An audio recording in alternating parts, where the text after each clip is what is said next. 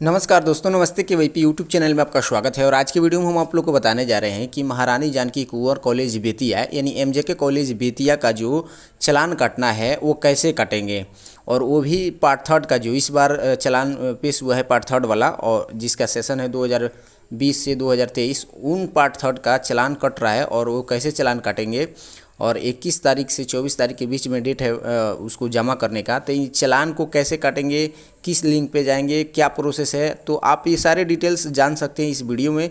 तो बने रहिए इस वीडियो में। चलते हैं वीडियो की अगली कड़ी में और पूरी डिटेल्स में बताएंगे कि आप घर बैठे अपने मोबाइल से भी, अपने कंप्यूटर से भी, अपने लैपटॉप से भी काट सकते हैं चालान। तो चलते हैं वीडियो की अगली कड़ी में। तो जैसे कि आप देख रहे हैं कि हम आ गए हैं SBI यानी स्टेट बैंक कलेक्ट के ऑफिशियल वेबसाइट पे। इस वेबसाइट पे आने के लिए सबसे पहले आपको किसी भी ब्राउज़र में जाना होगा और वहाँ टाइप करना होगा online sbi.sbi/ecollecthome.htm#। लेकिन मैंने इसका लिंक भी वीडियो के डिस्क्रिप्शन में दे दिया हूँ। उस लिंक पे क्लिक करके डायरेक्ट आप इस वेबसाइट पे आ जाएंगे। यहाँ आने के बाद आपको क्या करना होगा, ड्रैग करना होगा, और यहाँ दिया है सेलेक्ट कैटेगरी। इसमें एजुकेशन जो इंस्टीट्यूट दिया है, एजुकेशनल इंस्टीट्यूट, इस पर क्लिक करेंगे। इस पर क्लिक करते ही आपके सामने इस तरीके से आ जाएगा। अब आपको यहाँ पर अपना स्टेट सेलेक्ट करने है।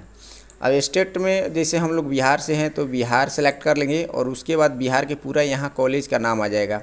अब यहाँ पे आपको क्या करना होगा, जो एमजेके कॉलेज के चालान काटना है तो एमजेके कॉलेज लिखेंगे तो यहाँ आ जाएगा। अब इस एमजेके कॉलेज पे क्लिक कर देंगे।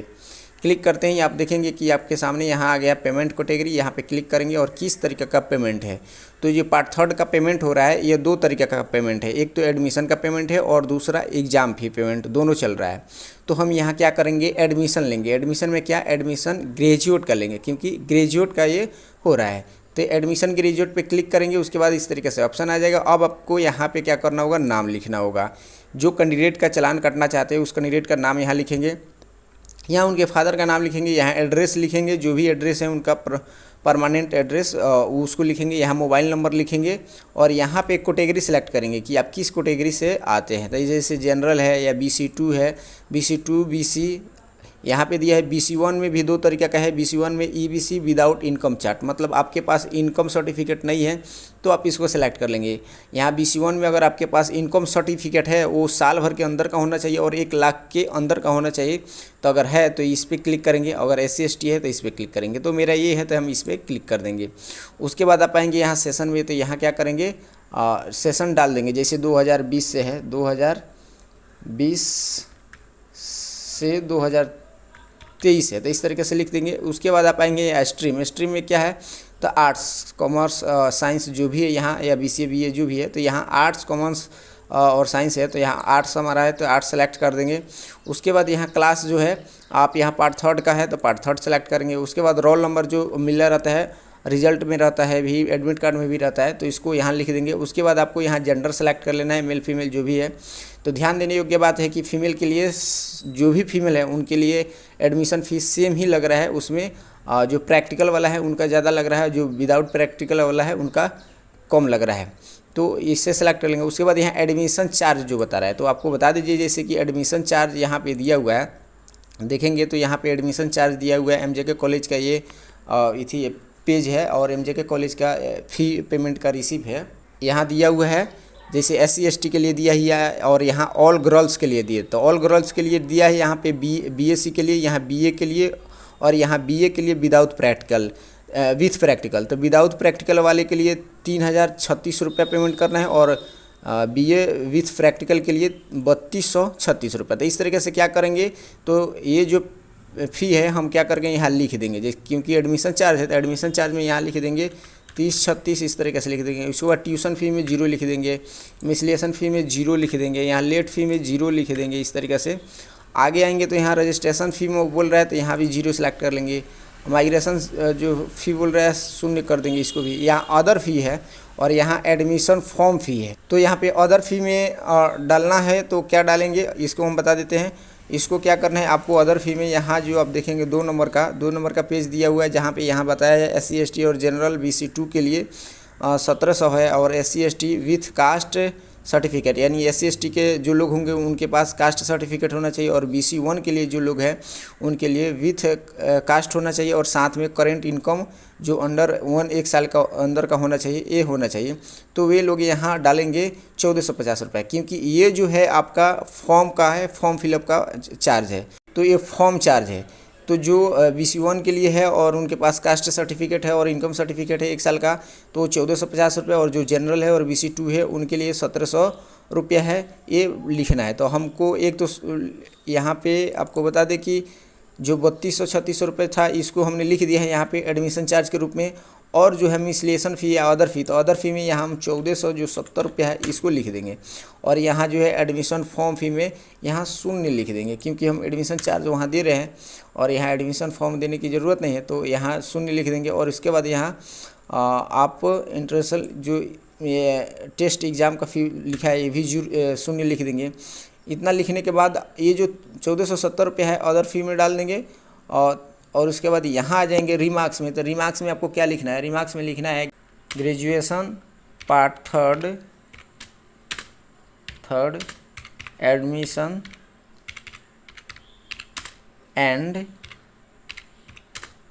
एग्ज़ाम फी पेमेंट,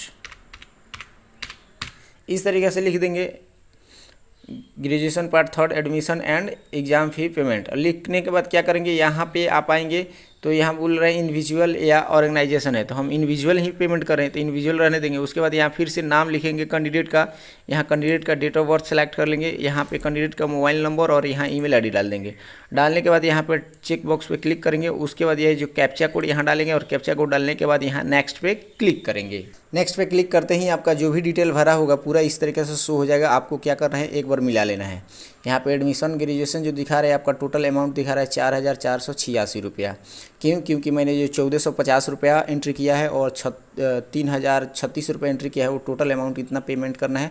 तो अपना पूरा डिटेल यहाँ मिला लेना है, नाम जो है वो मिला लेना है कैंडिडेट का फादर नेम, एड्रेस, जो भी यहाँ नंबर है, पार्ट थर्ड है, पूरा इस तरीके से सिलेक्ट कर लेना। और यहाँ जो आप देख रहे हैं 3036 और यहाँ 1450 रुपया इस पूरा लिख लिए हैं और रिमार्क्स में भी दे दिया। अब आपको यहाँ फिर से नेक्स्ट पे क्लिक करना है। नेक्स्ट पे क्लिक करेंगे तो फिर से आपके सामने पेमेंट प्रोसेस का जो ऑप्शन है वो आ जाएगा। आपको क्या करना है, कैसे पेमेंट करना है, तो यहाँ दिया है स्टेट बैंक के थ्रू, तो स्टेट बैंक के थ्रू आप पेमेंट करते हैं तो 11 रुपया 8 पैसा कटेगा।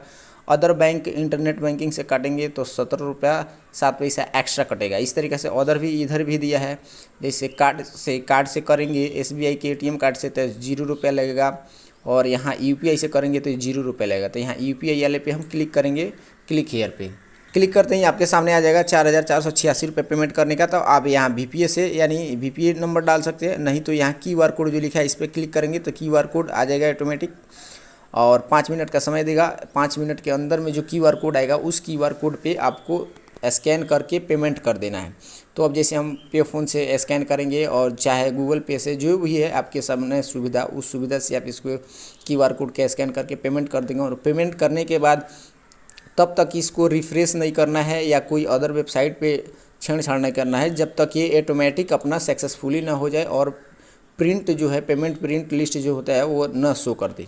तब तक आपको अपने मन से कोई भी बैक वैक नहीं करना है, रिफ़्रेश नहीं करना है, ये सारी चीज़ ध्यान देने रहता है। नहीं तो आप क्या करते हैं, पेमेंट कर देते हैं उसके बाद रिफ़्रेश कर देते हैं जल्दबाजी में, तो क्या होता है कि ये पेमेंट सक्सेसफुल तो हो जाता है लेकिन रिसिप्ट नहीं मिलता है, और रिसिप्ट नहीं मिलने के बाद आपको प्रॉब्लम हो जाता है। तो इसलिए आप पेमेंट करने के जस्ट बाद तुरंत कुछ ना करें, क्योंकि यहाँ 5 मिनट का समय देता है। 5 मिनट तक इंतजार कीजिए, ये ऑटोमेटिक सक्सेसफुली हो जाता है और प्रिंट आपके सामने दे देता है। तो आशा है कि इस वीडियो के माध्यम से आप समझ गए होंगे कि कैसे MJK कॉलेज बेतिया का ऑनलाइन चालान काट सकते हैं, वो भी घर बैठे। तो आज की वीडियो में बस इतना ही, फिर मिलते हैं अगले वीडियो में नई जानकारी के साथ। तब तक के लिए बहुत बहुत धन्यवाद।